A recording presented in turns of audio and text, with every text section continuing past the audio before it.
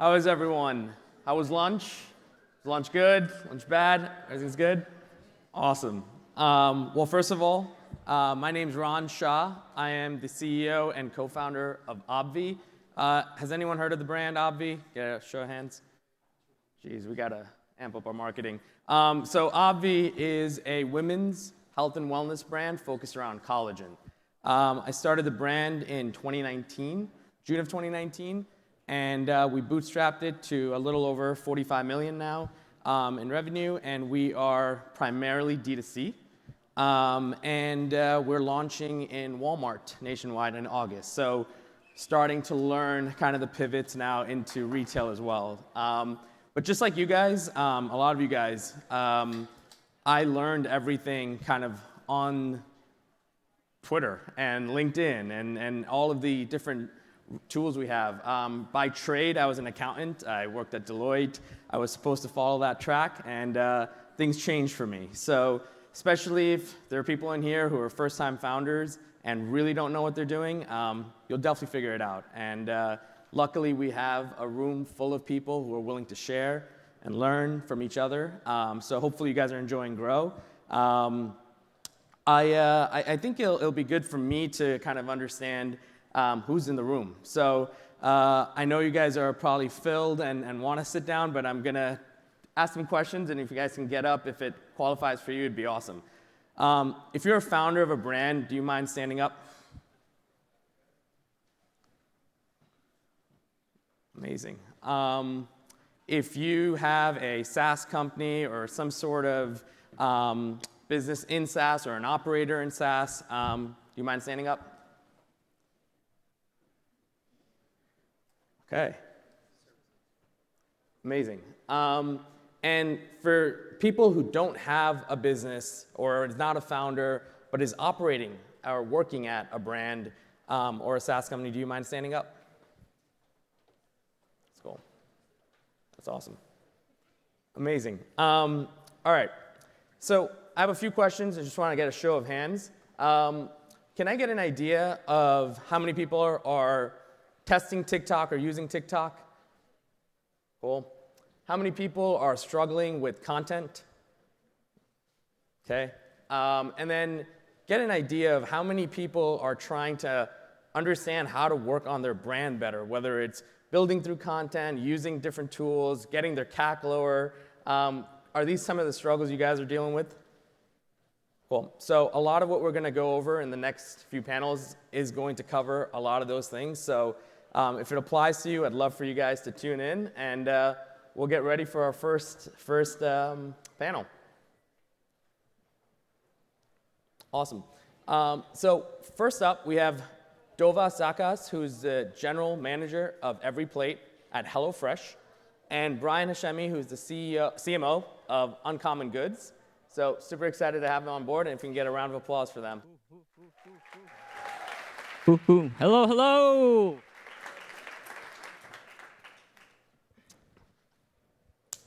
You ready to wrap, right? I am.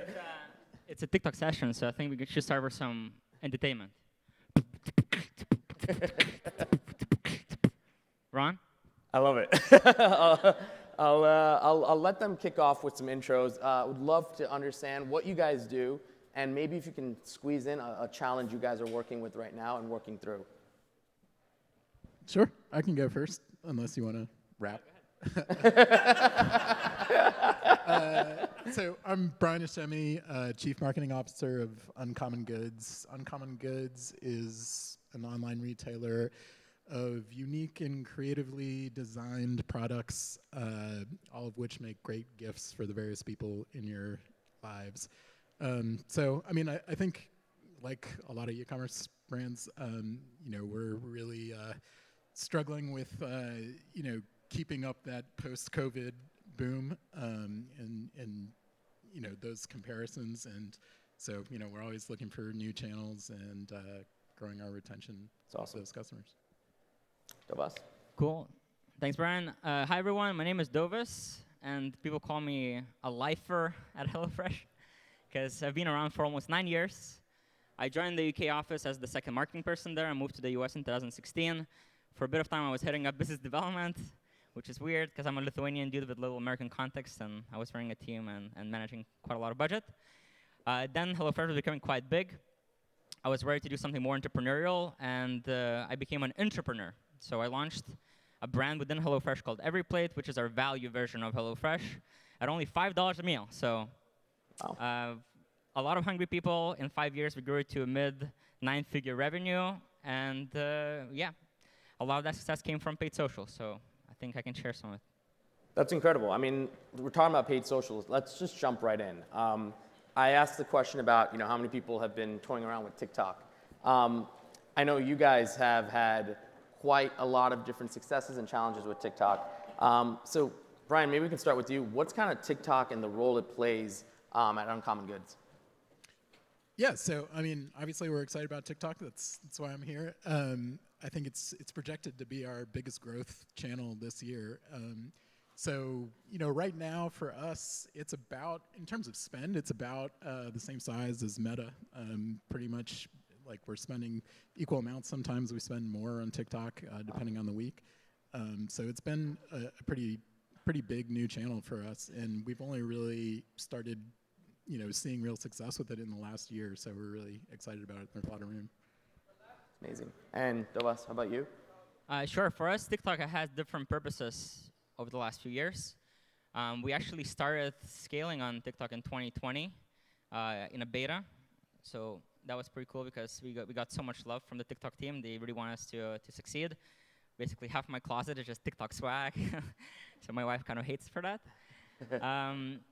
But right now, the purpose of TikTok is very much to complement Meta. It's roughly 10 to 20% of our paid social budget, depending on the brand, because we have 5 different brands within HelloFresh. And just a moment ago, 6 to 12 months ago, before every single person here jumped on TikTok, and now it's kind of competitive and expensive to run marketing there. It was really our it was really our testing platform as well, because we found that whatever gangbuster ad we find on TikTok was something that's definitely going to work for us on Meta. So that was our cheat code of basically like understanding what works very quickly in a pretty efficient way, and then scaling that on Meta. Right now, it's not as cheap to do that anymore. So you guys make it sound super easy, and I'll be honest, at Obvi, we cannot figure out TikTok at all. Like, we have failed and failed and failed again. We've tried it all, the hook, the creative, the testing. We can maybe sometimes find pockets of days we can spend a little bit, but by the next day, it's like gone, right?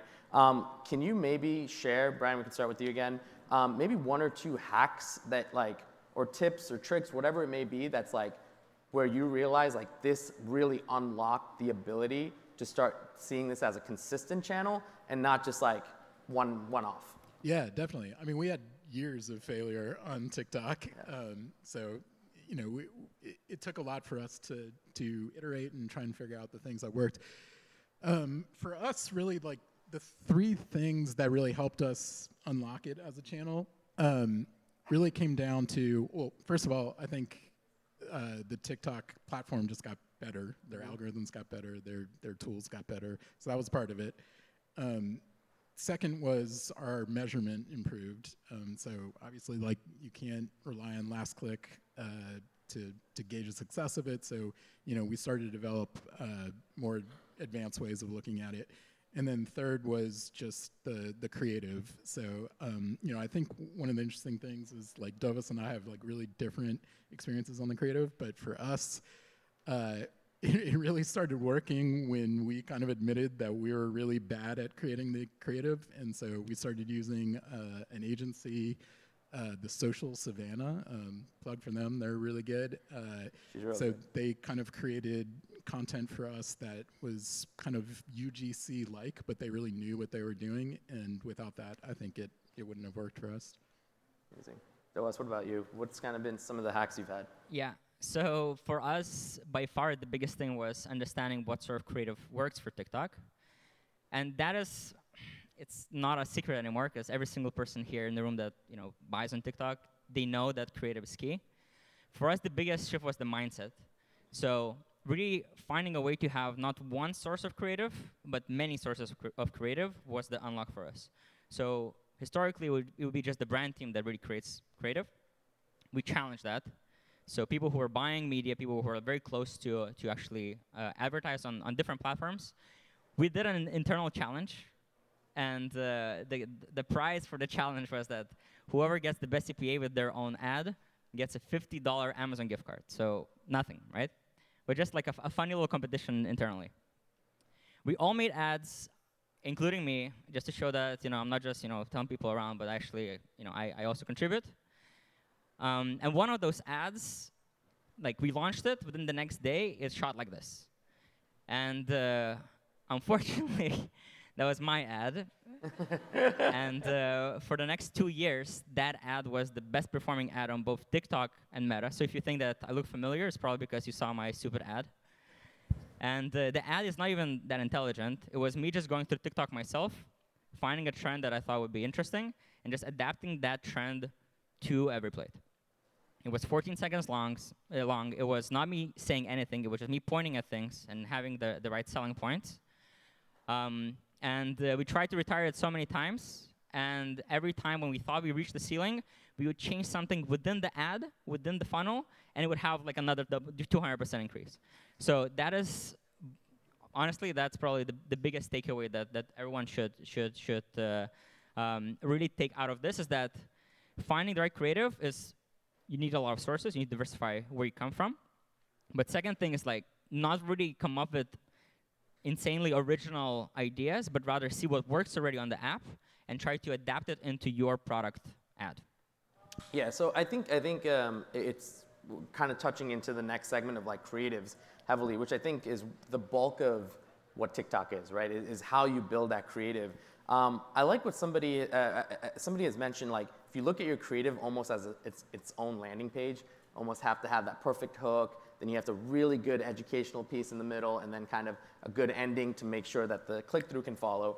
Can you guys maybe touch on a little bit more on the detail of the actual build-out of a creative and what type of creative works?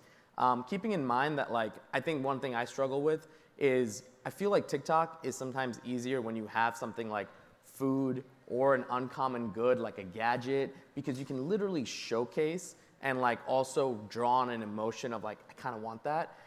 Whereas like, let's say you're in supplements or beauty or skincare, you can't really show the final effect, right? And you can't draw on that emotion right away.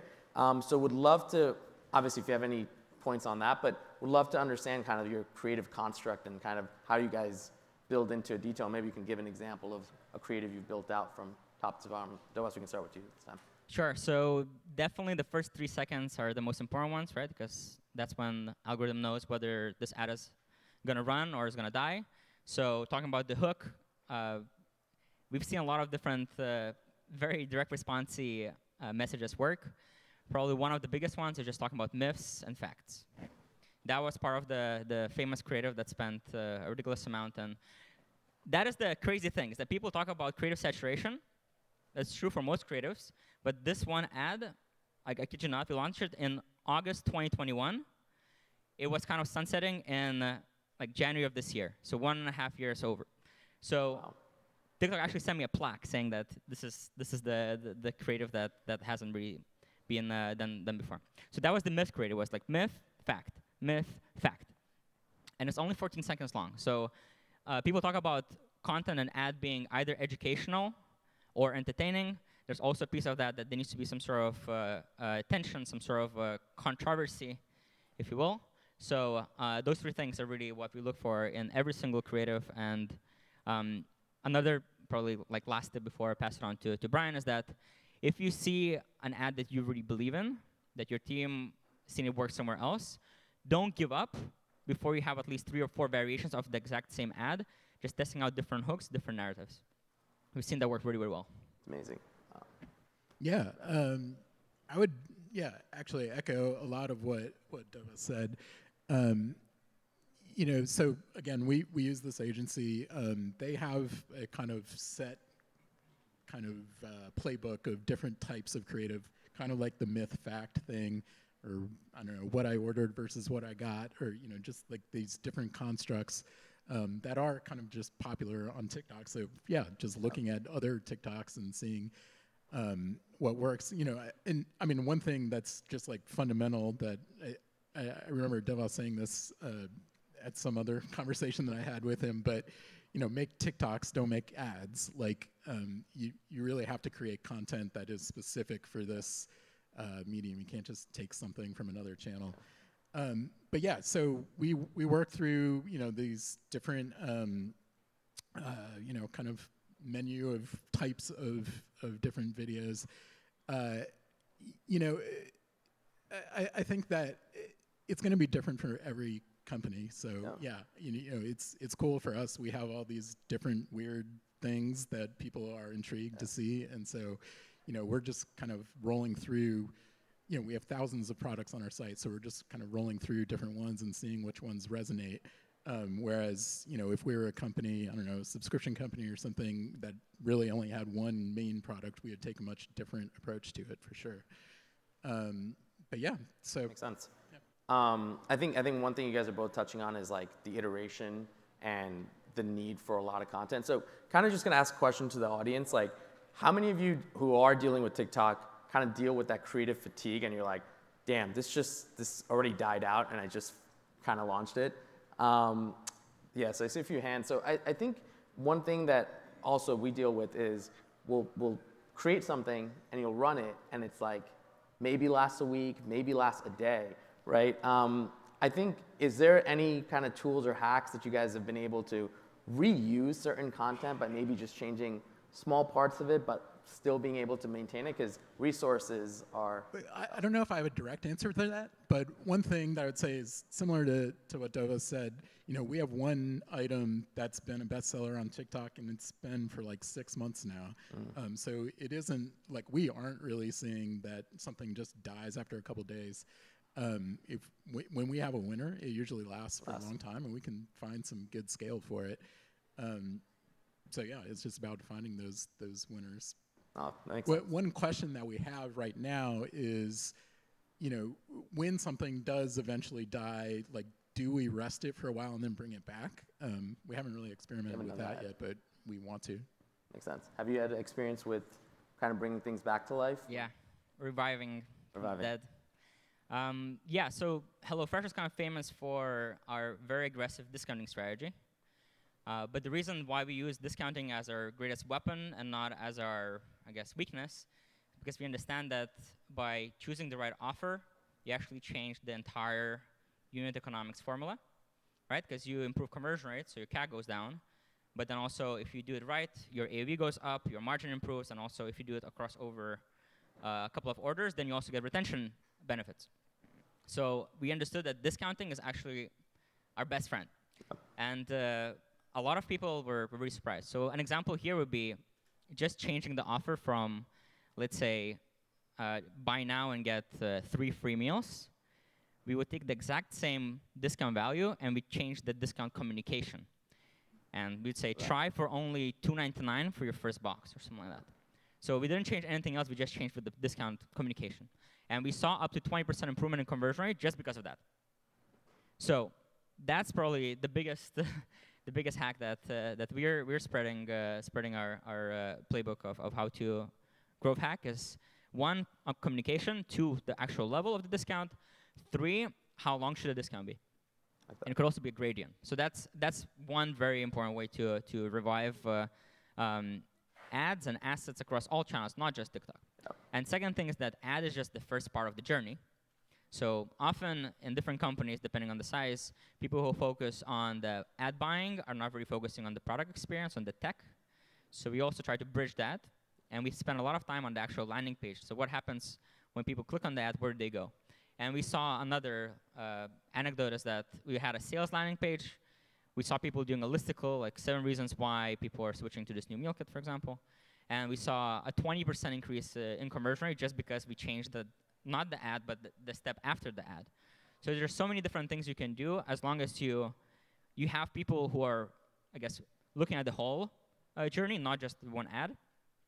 And that's kind of linked to my previous point, is that when you have people just buying the ad but not creating the ads and not impacting the creation of ads, that's the secret. That's the secret sauce of cracking TikTok and a lot of the digital channels, is that you need people who are working very closely and it's all together from beginning, which is the ad, all the way to conversion. Yeah, I like that a lot. Small anecdote off of what you said with landing pages. I feel like when we're talking about platforms, we don't evenly talk about the experience as well. One thing when TikTok was working for us, one thing that we did was just a simple starburst on the landing page, like the hero image. We put as seen on TikTok. And it just like, I think we had like a 18% lift in conversion rate, but it was like just connecting the experience. And literally, I'm just little starburst on the hero image. But so I think it's great that you touched on the landing page part, because that's equally important as obviously getting people to convert, not just getting the click to the next page. Ron, is as seen on TikTok the new as seen on TV? As seen on TV, yeah. Someone said it was like as seen on TV is turning into saw it on social. So I think it's a good shift that's happening. Let's touch on a little bit, and Brian, we can start with you. Some of the challenges, difficulties, key lessons that maybe aren't so obvious, but something you guys have been learning through scaling. Yeah, I can think of a few things. So first, like I said before, like we really started to scale it once we figured out measurement. So when we were trying to run it when we didn't have effective measurement, it was impossible. So we rely really heavily on our How Did You Hear About Us survey, and we've been trying to like increase the coverage of that. It used to be like we only collected it on like 5% of our users. Now I think we're like 20 to 30%, but we think we can take that higher, and just the more data we have, the better we think it'll be. One thing that didn't work for us was influencers. I'm very jealous of brands where that does work. I think in some industries, you know, beauty and fashion, it's a pretty natural fit, but for us, we just cannot get that to work. It just, for us, it seems overpriced for what we get out of it. And we also tried to do a employee content challenge that was a miserable failure.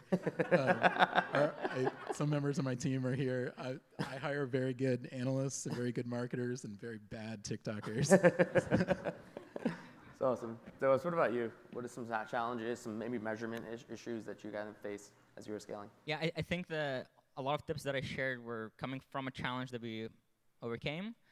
So I think the reason why the challenge didn't work on your side is that We didn't have you.